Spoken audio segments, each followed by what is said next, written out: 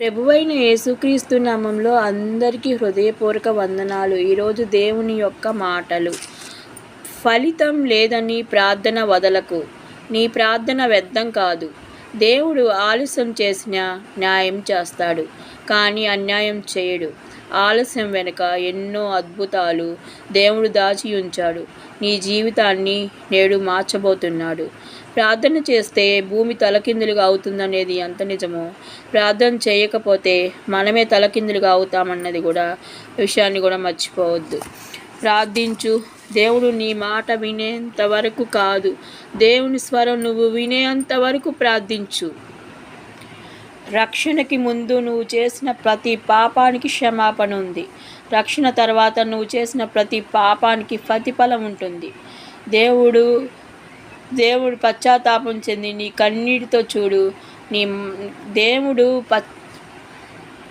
నీవు చేసిన పాపాలకి పశ్చాత్తాపం పడుతున్నావు, కన్నీళ్లు విడుస్తున్నావు. ఆ కన్నీటిని దేవుడు నీ మార్పులో చూడడు. నీవు చేసిన పాపాలకి పశ్చాత్తాపడుతున్నావు, కన్నీటిని విడుస్తున్నావు, కానీ ఆ కన్నీటిని దేవుడు చూడడు. నీలో మార్పు వచ్చిందా లేదా అనేది మాత్రమే దేవుడు చూస్తాడు. దేవుడు నిన్ను దీవించాలనుకుంటే తప్పక పరీక్షిస్తాడు. అలాగే ఆ పరీక్షలో నువ్వు గెలవాలని ఆశిస్తాడు.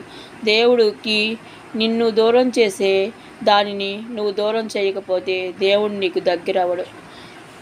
ఏ విషయాల్లో నీకు దేవుడు దూరంగా ఉంటున్నాడో ఆ విషయాల్ని నువ్వు దూరం పెడితేనే దేవుడు నీకు దగ్గర అవుతాడు.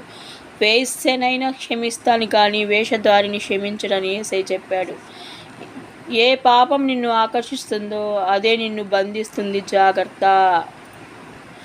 యేసు రాజుగా వచ్చుచున్నాడు, భూలోకమంతా తెలుసుకుంటారు.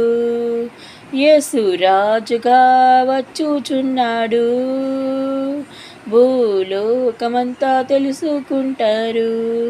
రవి కోటి తేజుడు రమ్యమైన దేవుడు, రవి కోటి తేజుడు రమ్యమైన దేవుడు రారాజుగా వచ్చుచున్నాడు, రారాజుగా వచ్చుచున్నాడు.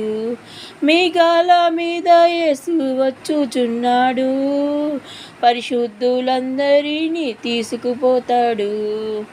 లోకమంతా శ్రమకాలం, విడువకుండుటే బహుఘోరం. లోకమంతా శ్రమకాలం, విడువబడుటే